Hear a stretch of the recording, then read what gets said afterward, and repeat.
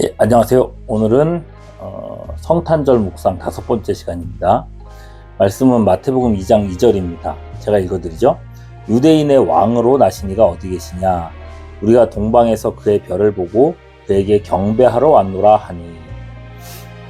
자, 동방 박사들이 예수님께 경배하러 왔는데 예수님의 탄생을 어떻게 알게 되었느냐? 바로 별을 보고 알았다고 해요.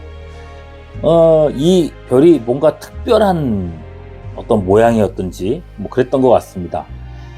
근데 여러분, 아무리 특별한 별이 보였다고 해서 이 별이 메시아의 탄생일 거라고, 유대인의 왕이 탄생할 거라는 것을 이 이방 동방 사람들이 어떻게 알 수 있었을까요? 여러분, 게다가 이 정보는 되게 구체적입니다. 유대인의 왕으로 나신 이라고 얘기했어요. 왕이 되실 이가 아니라 이미 태어날 때부터 왕이신 그분을 찾고 계신 거예요. 이건 정말 성경을 잘 알아야 알 수 있는 고급 정보인 겁니다. 이 내용은요, 민수기 24장 17절에 나와 있는데, 내가 그를 보아도 이때 일이 아니며 내가 그를 바라보아도 가까운 일이 아니로다. 한 별이 야곱에게서 나오며 한 규가 이스라엘에게서 일어나서 모압을 이쪽에서 저쪽까지 쳐서 무찌르고 또 셋의 자식들을 다 멸하리로다 라고 얘기했어요. 여기 보면 한 별이 나올 것이며 그에게는 한 규가 있을 거라고 했습니다. 여기서 규는 왕이 들고 있는 이제 지팡이를 얘기하고 있죠. 통치의 지팡이입니다. 이 박사들은 구약의 그 수많은 성경 구절들 중에서 이 말씀을 발견했고, 이 태어나실 분을 왕으로 인정했습니다. 그래서 왕으로 나신 이가 어디 계시냐 찾게 된 거죠. 그것도 여러분 생각해 보십시오. 이 왕이 그저 유다라고 하는 작은 나라의 왕이었다고 생각한다면, 그들이 이 작은 나라의 왕을 찾기 위해서, 그분에게 경배하기 위해서 그 먼 거리를 고생해서 찾아오지 않았겠습니까? 예수님을 처음부터 세상의 죄를 사하러 오신 그런 왕으로서 인정하고 모셨다는 겁니다. 그렇다면 이 동방 박사들은 어떻게 도대체 이 고급 정보를 알 수 있었던 걸까요? 저는 개인적으로 이 동방이란 것을 대한민국이 아니고요. 동방 예의지국이 대한민국이 아니고요. 옛 바벨론 지역, 티그리스 유프라테스 그 유역에 있는 그런 나라라고 생각합니다.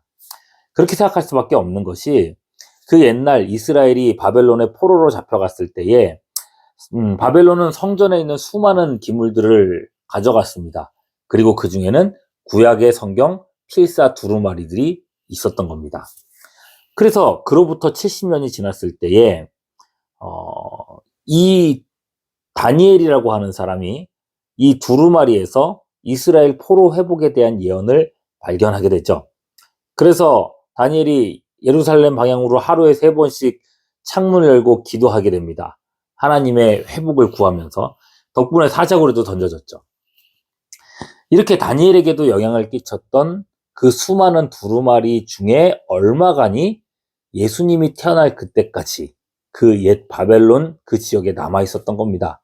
그리고 이 신비로운 별이 나타났을 때에 이 박사들은 수많은 그 자료들 중에서 성경 두루마리를 발견한 거고, 그 두루마리 속에서 메시아의 별 예언을 찾아낸 겁니다. 그리고 그분이 어떤 분이신지를 알아냈습니다. 하나님의 창조와 인간의 타락과, 그리고 그렇게 동쪽으로 쫓겨난 인간의 역사와 메시아 왕의 탄생을 통해서 그 인간을 구원하시려는 하나님의 계획을 알게 됐습니다. 이 왕은 바로 자신들을 위해서 세상에 오신 왕이었습니다. 그러므로 그들은 이 왕의 나심을 축하하지 않을 수가 없었던 겁니다. 그런 의미에서 3명의 동방 박사는 믿음의 사람입니다. 믿음으로 구원받은 사람들입니다. 어떤 의미에서요?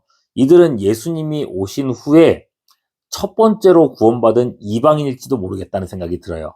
그렇게 보면 이들은 모든 이방 그리스도인들의 예표라고 할 수 있는 사람들이겠죠. 자, 그렇다면 여러분, 이들은 이렇게 엄청난 노력을 통해서, 엄청난 학문적 업적을 통해서 예수님을 찾게 된 건가? 예. 스스로 구원을 쟁취해낸 자의 구원자, 자력 구원자라고 할 수 있을까?